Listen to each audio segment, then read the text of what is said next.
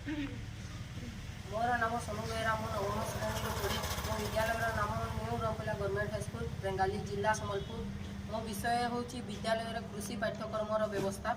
समस्या चाषर परिमाण कमी जाऊँगी और अधिक लोक चाष नक कल कारखान काम कर जहाँफल देशर जनसंख्या वृद्धि संगे संगे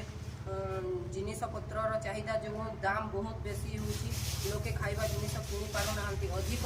अधिकांश खाद्य रासायनिक पदार्थ तैयारी जो देह क्षतिकारक होउछि। यार समाधान यार कारण हूँ कि लोके मैंने क्षेत्र में काम न कर घरे बसी बसी किपर रोजगार कर विषय चिंता कर अधिक लोक चाष करने जानी ना एपरी हेले कहीं भी कहीना जे आगामी दिन में चाष करेंगे कि नहीं यार सठिक समाधान हो विद्यालय मानक आईटी भली चाषर प्रणाली बताइबा और शिखेबा से जदि चाषर लाभ विषय में जानवे ताहले आगामी पीढ़ी में समस्ते चाष करेंगे और निज शरीर को सुस्थ रखिए।